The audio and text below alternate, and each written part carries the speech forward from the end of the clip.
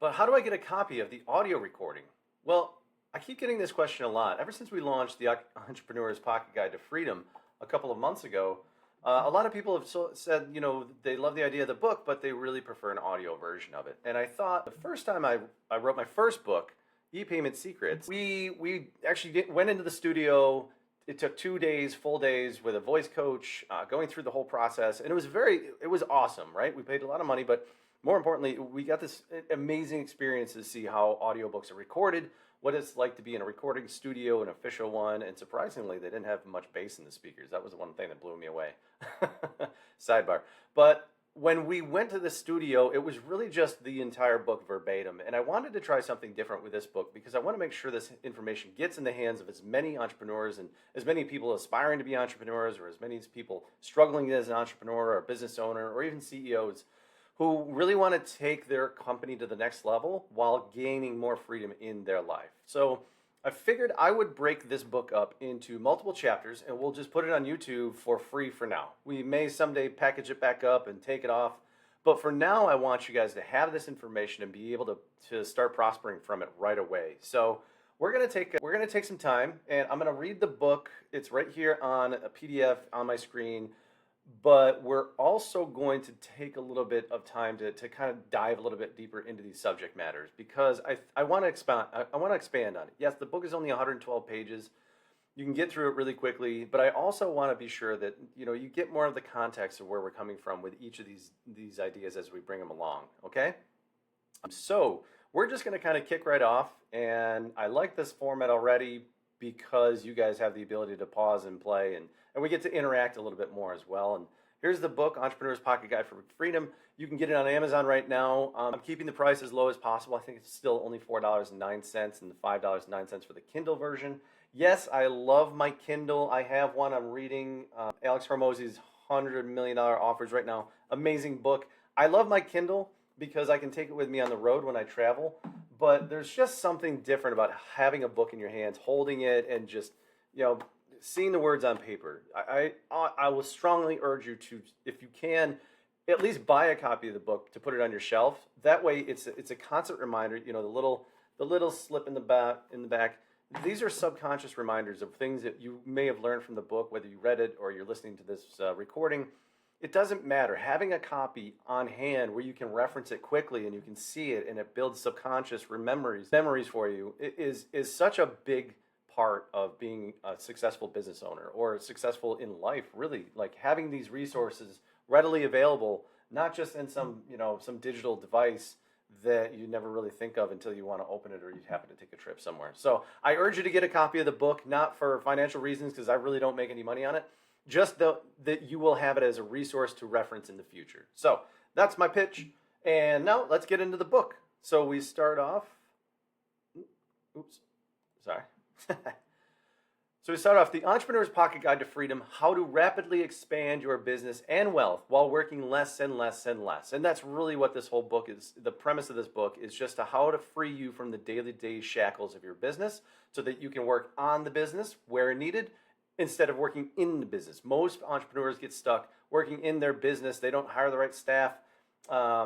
They don't create the right systems, pull the systems out of their brain to be able to free themselves from their business. So that's going to be one of the things we talk about a lot, building teams, automating your customer success programs and automating your customer acquisition programs, and then really just building the systems and KPIs so that you can just sit back and relax if you want to let the company just idle along. And those days when you want to grow it exponentially, you can do that in a much faster way than you're probably doing it right now. And I had this idea this morning, actually, when I woke up, that I was asking myself, why is it so hard for most people to grow their businesses? And it is, right? I equate it to being on a bumpy road with you're off-roading in a Jeep, and right next to you, you can see the Autobahn, right? The Autobahn has no speed limits, which business really has no speed limits, right? You can go as fast as you want or as slow as you want. On the Autobahn, there are no speed limits, but you're over here in a Jeep on a bumpy road trying to figure out, as entrepreneurs, we love to break the mold and carve our own path, right? But we're out here on a bumpy road in a Wrangler, and we're topping out at maybe 36 miles an hour, and our heads are smashing against the glass. But why do we do that? Why don't we just take a hard left and go onto the Autobahn? Well, because mostly we don't know how, right? Or we don't see the exit signs. So, what this book does is your exit sign, right? It's here to get you from point A to point B as fast as humanly possible. And we want to shrink time because there's always that great analogy, like anybody can become a millionaire if they make $50,000 a year over the course of 20 years. That is $1 million. Or you can make $1 million in a day. People do that, right?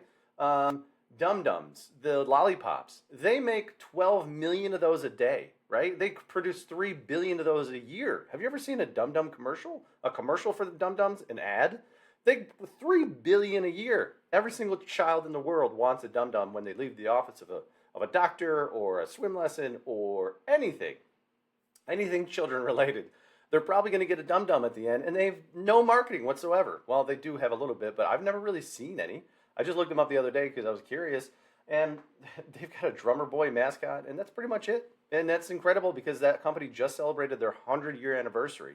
So how do they sell 3 billion of those a year? Well, just by simply going onto the Autobahn and finding the fastest path to get to where they wanted to be and surviving for 100 years. I mean, geez, they've only had close to a little over 100 flavors. So that's one flavor a year for 100 years, and they're a billion-dollar company, right? I also go back to the idea that Tabasco. If you look at Tabasco, they're in 169 countries.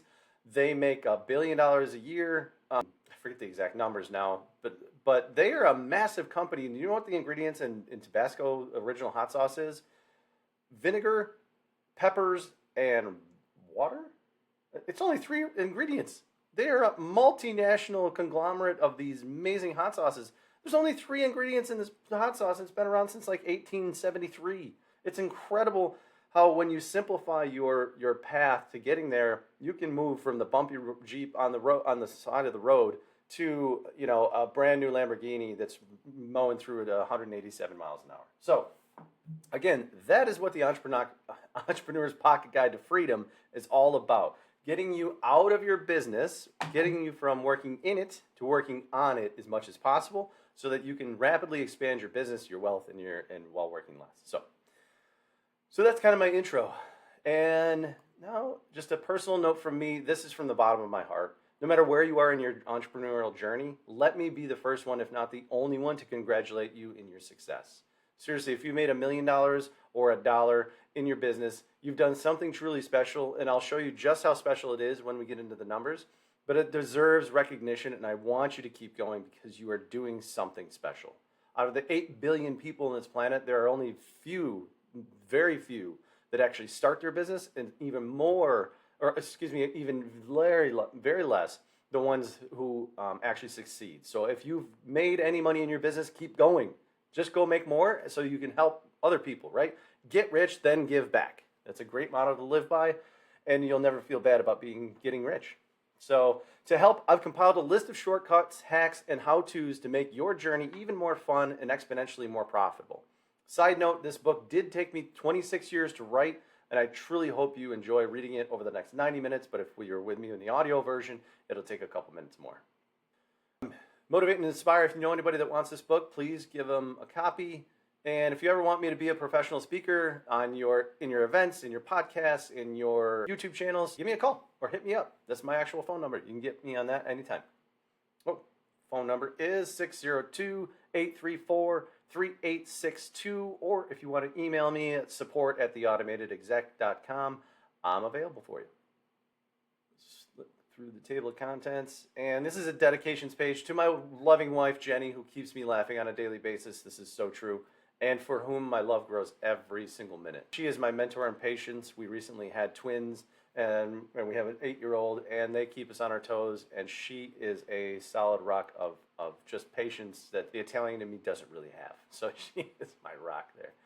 To my son Roman, who always fills the room with wonder and excitement while being the most amazing big brother anyone could ask for. You're amazing, Roman, and I really love you. To my daughter Mia, whose smile lights up the room and is already so full of wonder and awe in the world, I can't wait to see the woman you become.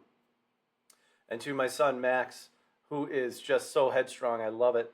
His strength and his courage will undoubtedly help leave a lasting mark in the world. Max, keep exploring and never stop being your strong-willed self. I love you, buddy. Okay, so do me and you a favor right now. Lock your doors, turn off your phone. My phone is off. It is right next to me, but it is off. All my other distractions have been shut off, all emails, everything. The journey we're about to embark on in this book is not for the faint of heart. I'm going to say things you may or may not agree with, and that's okay. I hope you don't agree with some of it. But if you use this stuff in this book, I wrote this book to help those looking to drive their business and life forward, and for those who want to make a positive impact on the world around them. You have to be ready. You have to want more. You have to be willing to do the work though. And you also need to focus on the words in this book, not on your phone right now. So if you're ready, buckle up. Let's get going. And be sure to shut off, if you need to, pause this right now and shut off all your notifications and everything else, all distractions. And here's a nice forward from Mo Rocket, the CEO, who's the CEO of the Los Angeles Tribune. Mo, thank you very much for this. Special gifts are coming for you in the mail, and I'm so appreciative of this. But his words are, there's nothing special about, there's nothing special. Work tirelessly in their business. Anyone can reach success by waking up and grinding in their business daily. But at what expense? The dream is not merely to build a successful business, but to craft a life of freedom and fulfillment. This book is an example for those who want to achieve rapid business growth while reclaiming their most precious asset, time. That's important because there is a common thread in seven-figure entrepreneurs, a strong desire for freedom. Freedom from the daily grind, from financial uncertainty, and from constraints that traditional business growth often encourages. In this value-packed book, you will learn tips, ideas, and strategies that will distinguish the truly liberated entrepreneur from the rest. The principles outlined here have been tested and refined by one of the most successful business minds for entrepreneurs. This book will guide you to create real freedom. Congratulations on taking the first step of this new journey. Remember that true freedom is paved with intention, strategy, and a relentless focus on what matters most. I wish you nothing but success and happiness. Sincerely, Mo Rock, CEO at the Los Angeles Tribune. Thank you, Mo. That was so inspiring. He's so right? So many of us get stuck in the daily grind, even when we start our own businesses. So that's what we're going to tackle. First, the introduction. As many people aspire to create their own business one day with a dream of becoming independently wealthy while gaining the freedom to do what they want when they want. Isn't that where your journey started? With a dream of actual freedom, no boss, just autonomy. The sad reality, though, is most businesses fail hard. And even with the ones that succeed, many end up with the entrepreneur becoming the hardest working and most underpaid employee in the company. Think of all those fathers and mothers who owned their own business but never got to enjoy time with their kids because they didn't hire staff they could trust. Don't take my word for it either. The numbers speak for themselves. 95% of all businesses fail in the first 5 years. Of those that remain, 76% never gross more than $150,000 per year. Less than 1% reach 7 figures, and the numbers get infinitesimal as you get into 8, 9, 10-figure businesses. Case in point, only 6 of every 100,000 SaaS companies reach 8 figures. That's 0.00006% of all businesses. Just 7 of the 500 companies listed on the S&P 500 accounted for 79% of the entire earnings for the index. Tesla, Nvidia, Meta, Alphabet, Microsoft, Apple, and Amazon earned $463 billion versus the $125 billion for the bottom 493 companies. 7 companies accounting for 78.7% of an entire stock index made up of 500 companies is insane. And it falls in line with the 80-20 rule that can be found almost everywhere in life and in business. We'll discuss the 80-20 rule in detail throughout this book, but before that, more proof can be found in the fact that there are only 500 companies on the Fortune 500 list out of the more than 2.2 million registered businesses in the U.S. right now. 500 out of 2.2 million? That's wild. I know they want to keep it as an exclusive list, but the fact that they picked such a tiny number, 500, speaks volumes. With nearly 3 decades of personal experience in the business world, I've come to find this to be true of people. Only about 10% of the population even considers starting their own business. 5% is brave enough to summon the courage to actually start a business, and only 2% of them have enough grit to see it through. And remember, we talked about that earlier. So again, if you've launched your business and it's earned any revenue at all, congratulations. Keep the momentum going because you've already achieved something truly special. Now, How do you grow and protect this precious asset for as long as possible without letting it consume your entire life?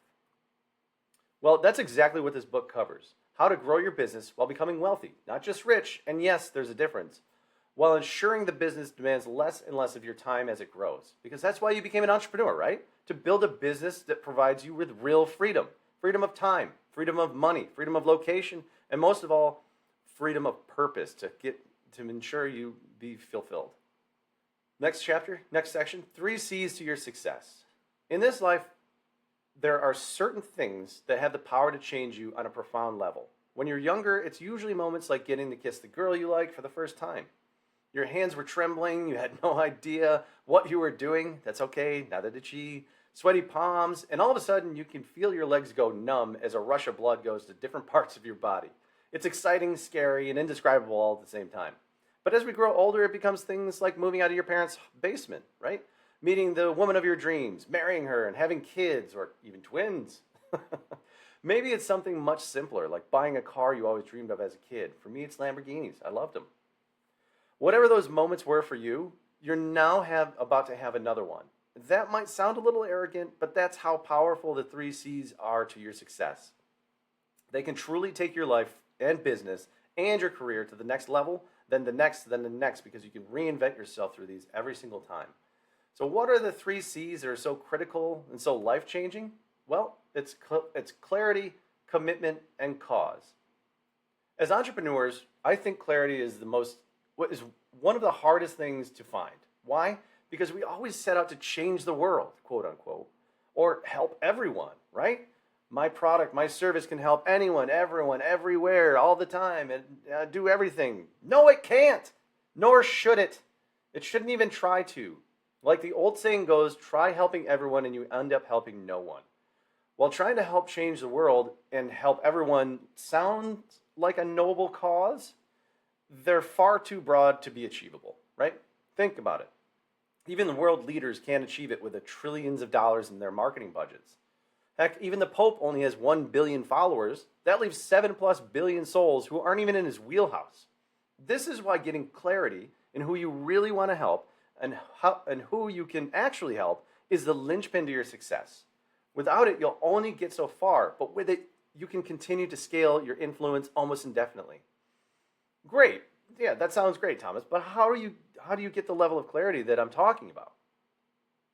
Well, forget using blanket statements like I want to change the world, and instead get specific, much more specific. One of my new personal goals is using a YouTube channel. I want to help educate no less than 45 teenagers every year regarding how money works, how class warfare is a fallacy, how wealth is created by businesses, people, stolen by governments, politicians, the various levels of wealth creation, and how anyone, even a cash-strapped teen, can launch their very own business starting today. That's pretty specific, right? Yes, it's incredibly specific, absolutely achievable, and gives perfect clarity in what the mission is. Guess what? The added benefit of getting really clear on your mission is you can also start to change the world, especially for those kids mentioned in the example I used above. Imagine the impact we can make by educating kids on how to run their own businesses, how to understand how money works. Imagine the ripple effect that's going to have. In relation to how this works with your business, though, getting clarity is the most important step I feel you can take to scale it to the moon. Because getting clarity in exactly who you want to serve, how you are able to serve them, and the medium you'll use to make that happen, this is the process entrepreneurs use to make that leap from 6 to 7 figures or from 7 to 8 and beyond. Jeff Bezos had clarity, crystal visions in how he was going to take Amazon from a lowly online book sale site to a 2+ trillion A to Z store it is today. He had clarity, he hit his marks, then he refocused his efforts to the second he hit each target. He even hired the first 1,000 employees at Amazon to ensure they were a good fit for the mission at hand. My personal favorite story of what getting clarity looks like is from when I was working with one of my real estate clients. She was successful but wanted to grow her business faster while freeing up some time for her family life. And we talked about it. We talked at length about it. And in talking out what her goals were, what her goals really were, and who she was working with, it became crystal clear. It became evident she really didn't like working with buyers in real estate. They're picky, unaware of how markets can shift, and they're generally harder to please. I can relate. My wife and I have bought and sold multiple millions of dollars in property over the years, and even I have found my eyes are always bigger than my stomach, so to speak. When we were buying our second home in Hawaii, I always wanted the $5 million mansion on the ocean, but all we could afford at the time was a $350,000 condo with a view. Um, yeah, it actually had a great view. Back to my realtor client though. By saying out loud that she wasn't really interested in working with buyers anymore, it gave her clarity in the fact that she really wanted to focus on sellers from now on. The rest of her team could work with any of the buyers that came in, which opened her up to focusing on the sellers she really enjoyed working with. Did you catch that? She got clarity, and immediately following that, the freedom to focus on doing what she really loves came next. Guess what else happened? After she got clarity, she has been having one year after another of exponential growth, even in difficult market times. She's also started being a guest speaker for various events around the islands in Hawaii, teaching people about how to grow their real estate businesses, and most importantly, she's genuinely happier in her day-to-day life. How amazing is that? She got clarity and instant happiness followed quickly. That's the power of getting clarity. It's the first stepping stone to scaling your business from 6 to 7 figures and beyond, while reaching the freedom you set out to enjoy when becoming an entrepreneur. It's also only the first vital C, though. The next is commitment. Once you have clarity, next you actually have to commit to making your new vision for the future a reality. Well, let me rephrase that. Once you have clarity, next you actually have to commit to making your new vision for the future a reality. That may sound like an obvious statement, but it's a critical part most people miss. It really is. And this is one of the reasons why so many businesses fail in the first 5 years. And those that succeed get usually stuck at the 6-figure mark. Knowing what you want out of life and being so specific about it, you can clearly convey it to anyone else in the world is one thing. Completely committing to making it a reality is something entirely different. It might mean burning bridges and things like that. Definition of the root word commit is to perpetuate, oblige, or bind. But it's also to entrust. When you fully commit to making what you want in life a reality, what you're actually saying is you're entrusting yourself to creating a new reality for yourself. In short, you're creating a pact with yourself that you're going to make your life better. Sometimes at all costs. You're committing to evolve yourself into a new person you need to be to make that new life possible. That's no small task, but it's completely achievable when you attach your new identity to a higher purpose. This is how we get to the third and final C, your cause. With clarity in your mission and your commitment to getting there, we'll now attach those focused efforts to your cause so it's nearly impossible for you to fail. Nearly being the operative word here, of course. How do you know what your higher purpose is? What's your cause? It's the same as your why, or why you really do anything in life. It's not really because of the money. It's not actually because of freedom. Yes, those play a vital role in getting you started as an entrepreneur, but it's simply not the root cause. We'll go much deeper into your why later in this book, but for now, let's unlock your cause. To do that, we'll take a page from Dean Graziosi's playbook with his brilliantly simple 7 levels deep exercise. To do this exercise, have your closest confidant ask you the series of 7 questions below and answer them with your heart completely open and be brutally honest with yourself. If you're not tearing up by the 7th one, you're probably not being honest enough with yourself. Don't worry, there are no wrong answers here. There's no right or wrong answers here. Well, there's probably right answers, but there's no wrong answers here. Just be honest with yourself to unlock your true cause. Ready? Here we go. Now, as we do this, since you're listening on the audio version, be sure to pause this every time you get to the next question. Ready? Here's the first question. What is important to you about becoming successful? Why is it important for you? Why is that important for you? What is it about that that's important for you? Why is it important for you again? And why is that what you just said specifically so important to you? And why is it important for you? And now that we've done that exercise, that right there, that's it. That last answer is your cause. That's your why. You're probably tearing up right now or something struck a nerve. I hope you did. And as Dean says, don't go deeper than 7 levels. It's not necessary and it will only lead to confusion in the process. Now you share that with the world. You shout it from the rooftops. Start telling your story to anyone who will listen. And anyone who can relate or identify with that message, with your why, they will immediately be intrigued and will want to learn more, right? This is how you find your ideal clients. This is how you find your ideal staff members and teammates. It's pretty cool, right? Well, those are the 3 C's to your success. I should mention that when you get clarity, commitment, and making it a reality, and attach it to your cause, eventually what you want next will change. That's a good thing because it means you're making incredible progress in life, right? With that, I would suggest reviewing your 3 C's at least once per year or whenever a major life event occurs, right? You kissed the girl, you bought the car, you signed the major client. Your cause probably won't change much over the years because that's really fundamental. It's a fundamental aspect of who you are inside, right? It's why you get out of bed and you fight the good fight every day. However, achieving major goals in life will allow you to refocus your efforts every time they're met, right? Gain new clarity into what you want out of life next and how to make that new dream a reality. So in short, clarity plus commitment plus your cause equals your freedom. Now, congratulations. You've just been given the secret formula that highly successful, highly functioning people use to level up their businesses and their lives. And you can use this anytime. You can do this anytime. You can always get better clarity in what you want out of life. You can always, recommit to what whatever you were committing to, right? Even if you fall off the track sometimes, we all do. Don't worry about it. You can always recommit. And you can always run through that exercise again to remind yourself of what your cause is if you need to. Well, I would suggest writing it down or having it blasted into a plaque.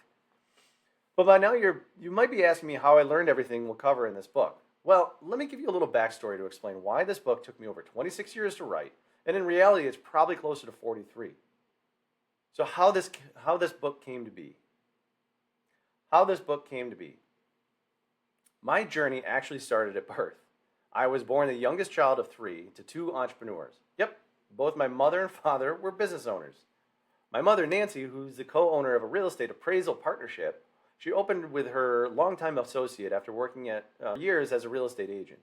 And my father, Jim, launched a computer hardware and software development company in 1981 after working a cushy government job. After working a cushy government job, my grandma begged him not to leave. My mother's appraisal business always helped her get by for the most part, but she was always on the road, driving 30,000 miles per year, going from house to house, taking pictures, measurements, assessments, and talking with strangers. It was grueling work, and I still remember her sitting at the dinner table night after night, hustling away. She was always getting pressured to get appraisals out as fast as possible, while being pushed by the lending companies to get the numbers just right so they could close the deal. For a single mom of 3, that's a lot of pressure. And my father's business was more localized. He pretty much stayed in the office for the most part. While they had customers all over the state of New York, just like my mom did, there was also more staff to help manage the day-to-day and do most of the travels for installs and things like that had to be actually on site. So he sent his staff out into the world rather than driving around the country or driving around the state every day. Over the years, his business took off and then experienced what's known as a business cycle, which is where the business takes a major loss but recovers. Not all companies recover. So it's impressive to say the least, and the company is still going strong after more than 43 years. Now, we're here in 2024, and it was started in 1981, so that's impressive, and you'll find out just how impressive in a few pages. But personally, my first entrepreneurial enterprise started when I was 10 years old and in 6th grade. My mom's business suffered a major blow when they lost one of their largest referral partners. This meant we would lose our home with my mom that my mom built after the divorce from my dad. We eventually ended up moving to the opposite side of town, far away from my friends. But somehow we still ended up in the same school I went to. This move meant we went to different stores than all my friends did, and had access to different items in those stores. This will come into play in a minute. I'm not just dragging on. When we were staying with my mom, we lived in a crappy 3-bedroom apartment. In the winter, the pipes in the walls creaked so loud when the heating system kicked on. Couldn't sleep in my own bedroom. It was the sound of pipes expanding when the hot water would kick in, then contracting when they cooled and when they were turned off. And in New York State, winters last nearly 9 months. The walls were also so thin I would get woken up in the early morning by my alarm clock of the downstairs neighbor who worked in insane hours. To round things out, there was only enough hot water for the first 5 to 6 people to shower in our building out of 18 residents, 6 apartments per building with 3 bedrooms each. That meant the majority of the residents who would have to take freezing cold showers every single morning. The ground in the winter was also regularly frozen in the winter, which meant the showers were nearly freezing as well. Today, most people would say using a cold plunge pool in the morning is a good thing. 25 years ago, that wasn't a thing, and a cold shower was pure torture to a 10-year-old and the other residents in the building that made up the apartment complex. That was how our Mondays, Wednesdays, and every other weekend went when we stayed with Mom. I also later found out that the apartment complex was originally called Habitat East, which the locals had renamed Have a Rat's Feast. Nice. On the other side of town at my dad's house was a completely different story. There we lived in a 3-bedroom house, a 1.5-bathroom duplex that he actually built by hand with my Uncle Terry. It was a nice upscale neighborhood set on top of a hillside overlooking our entire town. There was plenty of hot water to go around, no creaking pipes in the walls, and enough for my brother and sister to do and move around out inside and out. My dad also drove Cadillacs and Corvettes. He owned boats, launched a limousine service so he didn't have to drive to out-of-town sales calls, and lived a completely different life than my mom. It was wild. It was night and day, and somehow all of it was normal at the time. Looking back on it now, I realize that living these split lives of the haves and the have-nots blessed me with a unique perspective into how anyone's life can turn out, even hard-working entrepreneurs like you and me. That all came to a head one fateful day on a trip to the convenient mart on the other side of the tracks with my mom. There I stumbled on a new candy called Warheads. You know, the tiny but mighty sour candies. They were new back in 1991. The next day I took these little powerhouses to school and introduced them to my friends. They loved them so much and they started asking where I got them. Oh, how could I get them? How could they get more? That's when I had what Jack Welch would call my first aha moment. For the next few weeks, I brought those delicious little jaw-punching candies into the class and made a side business selling them for 10 cents each. I sold out almost every day, and since my mom was footing the bill for the cost of goods sold, it was pure profit. I was hooked. I knew then and there this was what I was meant to do with my life. One day, I even remember my friends asking, why don't you just give them to us for free? Guess where he is today? Not writing a book on entrepreneurialism to help others grow massive wealth and freedom, that's for sure. I do know where he is, but I don't want to say. Lesson number 1 learned. Own your own business and make it profitable from day one. Sadly, on a long enough timeline, everything returns to $0. Eventually, they started selling Warheads in other stores around town where my friends lived, and I was instantly forced out of business. That day, I learned the importance of signing an exclusive with manufacturers and local stores to ensure they can't take you out of the marketplace. Lesson number 2 learned the hard way. Plan ahead and expect the best, prepare for the worst. Fast forward 5 years and I'm 15 years old sitting in a local watering hole called the Red Dragon, having dinner with my father, Jim, before swim practice. It was a typical freezing day in cold upstate New York.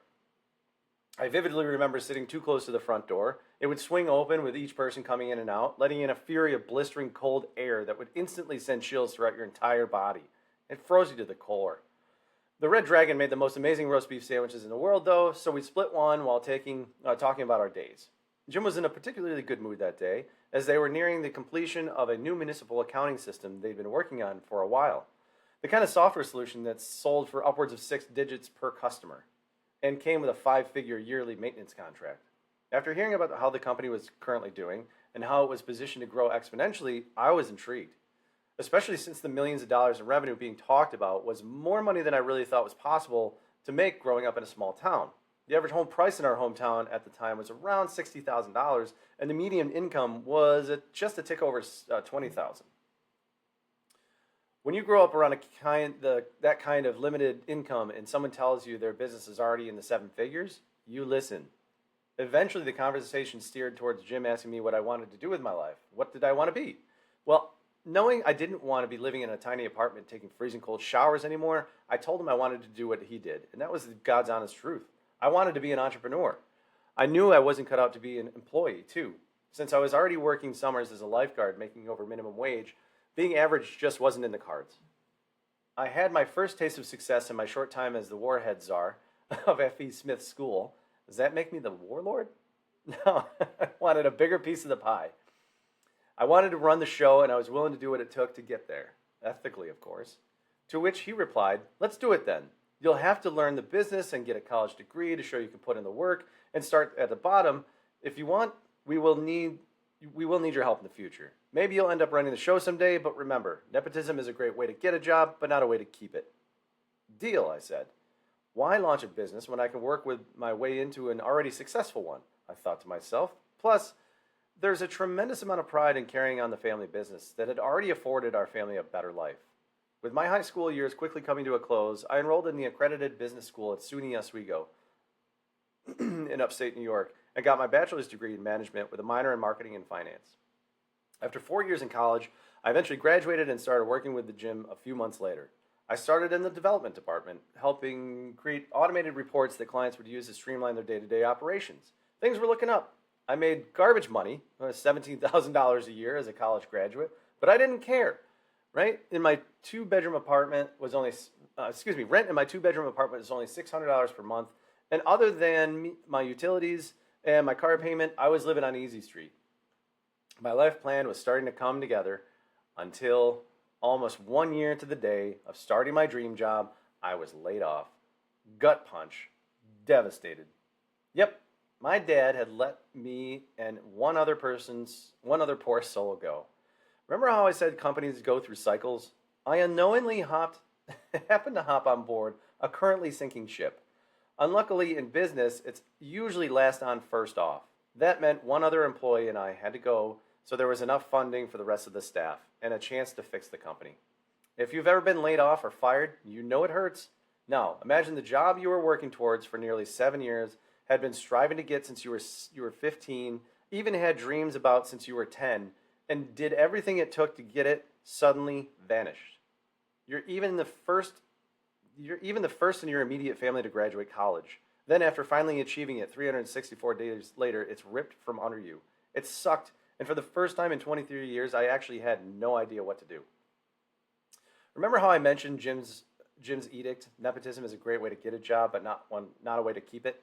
Well, it turns out when you're running a company, keeping your son on just to keep him on isn't a good look, and ironically, even then, I agreed with him.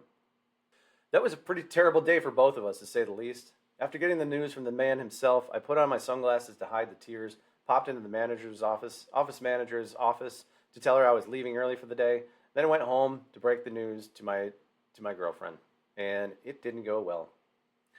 Over the next year, I dabbled in life, moved to Florida, and eventually got an apartment in Daytona Beach, got my Series 6 license to sell whole life insurance, hated that, learned a lot about financial markets and sales, though. Eventually, I started working at a restaurant that became a nightclub after hours. I literally floated through life for the first time ever, because before this, I was swimming all the time and in school all the time, and I was a straight-A student and constantly traveling for swimming. It was nice and sucked at the same time, though. I knew it was not what I was put on this earth to do. My friends even wondered what I was doing slinging drinks and chicken Caesar salads for $100 a night in tips, knowing I had a college degree. Honestly, I was just enjoying a moment to relax and reflect on life.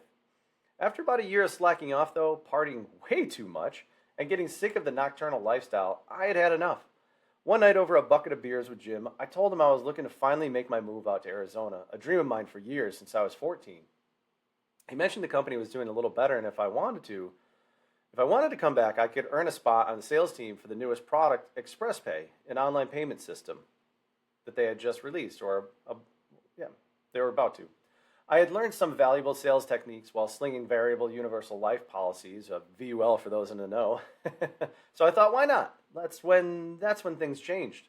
Over the next decade, I earned my keep.